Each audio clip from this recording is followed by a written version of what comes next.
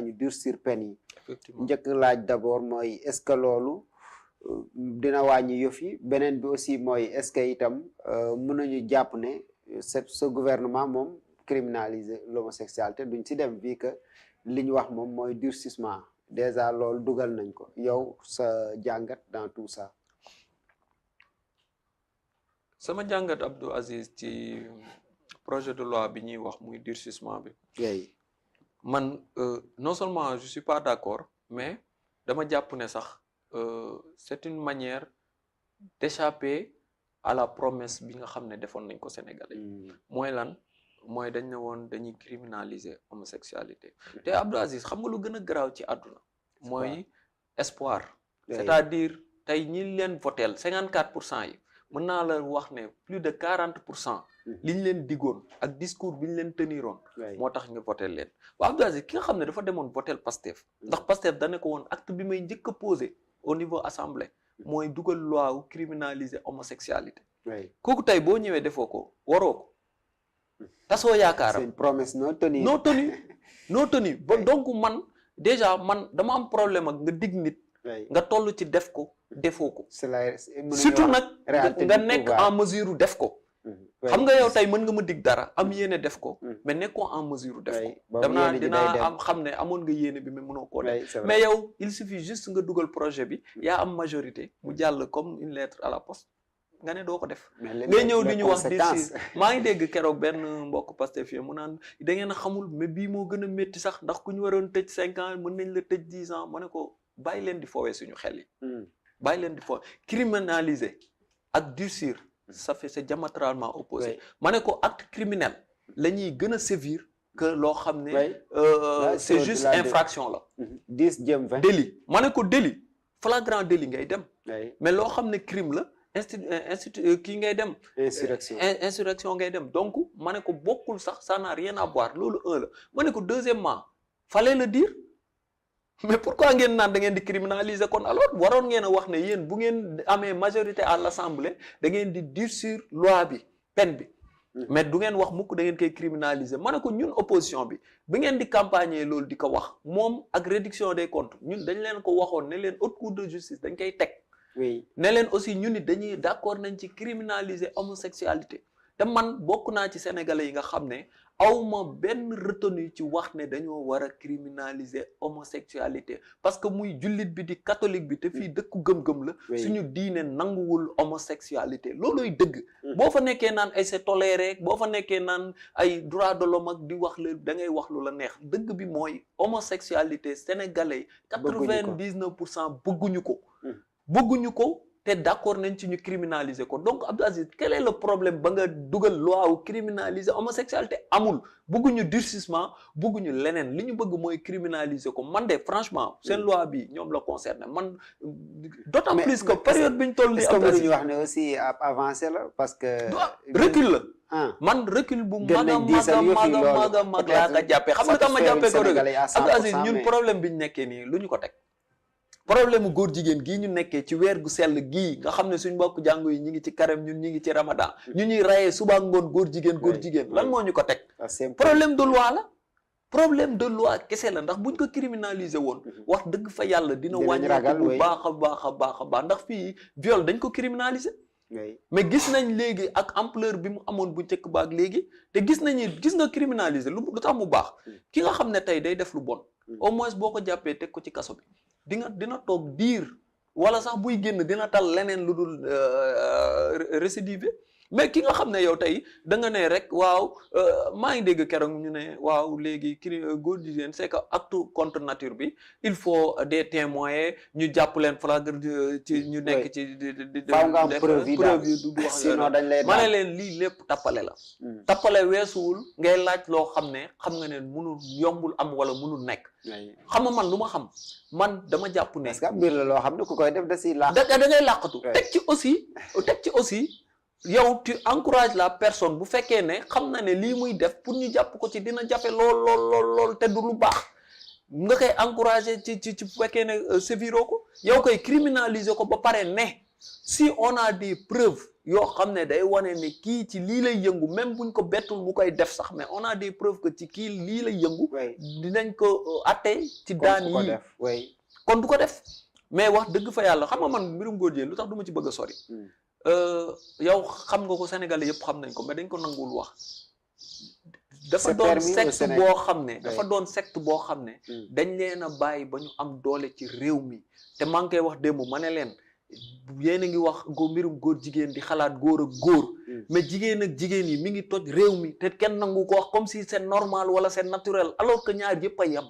ci diine amul atte góor ak góor ak jigéen ñoo yem képp mais dañ koy banaliser tey boo doon dox Abdou Aziz ñu ne la ku jigéen kee de lesbienne la bokkut ak ñu ne la ku jigéen kee ku góor kii de góor jigéen la li nga leen di attee te alors que pour man ñaar yëpp a yem li ñu war a def mooy criminaliser ko muy góor ak góor muy jigéen ak jigéen ñu tere ko ci dëkk bi ndax du yoon très bien mooy loolu man loolu laa gis mais est-ce que itam dem si nii ak émotion du ñu indi leneen jafe-jafe El Bachir parce que mbirum góor jigéen yaatu na yaa ngi koy wax sànq nii sax ñu bëri dañ jàpp ne góor ak góor la mais jigéen ak jigéen yenn actes yi ak aussi mala yi wala yenn yëf yu ñaaw yi xëy na yooyu noonu yëpp ndax lii loi bi nga xam ne nguur gi dugal nañ ko récemment demuñ si par émotion c'est-à-dire am na yu xew actuellement ñu mooy ñoom Pape Cheikh Diallo ñu jàpp et tout ça est-ce que loolu taxul ñu bëgg a gaawantu dugal ab loi mais est-ce que aussi waruñ si teye bu baax aussi ñenn ñi nga xam ne ñu ngi leen di pousser pour que ñu criminaliser ko ndax buñ ko criminaliser aussi duñ gaañ ñu bëri wala ñu jàpp si ñoo xam ne vraiment ñooñu est-ce que ay homosexuel lañ wala waaw xam nga man toujours damay wax preuve te wax dëgg yàlla justice preuve la xam gis nga li lay won ne justice preuve la xam tu es présumé innocent tant que atte wuñ la ba nga def appel sax ba dernier recours nga xam ne yow kon waaw toujours da ngay am boobu tu es présumé innocent parce que am atte guñ la atte boo xam ne c'est définitif loolu li koy waral mooy justice dafa jurisprudence boobu justice am mooy day bañ a tooñ doomu jàmbur c'est-à-dire tey ñu atte la dem ba ci biir te am na ñu ñuy tëj dem ba ci biir gis ne parce que une loi n'est jamais parfaite aussi comme un jugement n'est jamais parfait mais juge yi dañuy jéem a dem ak seen aqlay taala rek pour jéem a atte donc pour man du ñu daan nit te amuñu preuve yu palpable yoo xam ne kii lii la nekk wala lii lay def wax ji kay du foofu yan daan ngay teg ki kay def parce que bu fekkee ne tey da nga jàpp góor jigéen nga am ay preuve ne kii kat góor jigéen la nga daan ko 1 an mu génnaat nekk ca lam nekkoon wax dëgg fa yàlla yow di éradiquer woo problème bi mais bu fekkee da nga jàpp góor jigéen mu leer na la kii lii la doon def nga daan ko 20 ans tëj ko ci kaso bi éloigné ko ci société bi parce que ñoom maal buy dox ci société bi lañ maal buy dox ci société lañ te Abdou Aziz man dama jàpp ne yaa ngi naan est-ce que tamit duñu yàkkamti ba def loi boo xam ne mën nañ ko non man xam nga pour man aussi économiquement parlant mais ne dafa am ay pression yu gars yi di subir waaw man nee naa la lobby boo xam ne xëy na bu am doole bu am doole boo xam ne xëy na am na ci ñu ci nekk ñoo xam ne am nañ doole am nañ moyen de pression boo xam ne xëy na ne yomb ñoo xeex mais Abdou Aziz loo am doole yàlla la ëpp doole gis nga ñi yàlla weer nii ci weeru koor bi c'est pas pour rien yàlla def ko et aussi li tax yàlla pour man mu indi ko ci moment nguur régime bii c'est parce que danaan leen yéen a ko digaale woon def leen ko mi ngi nii karma la donc ñoom dañoo waroon ñëw rek appliquer ñu jàll ci leneen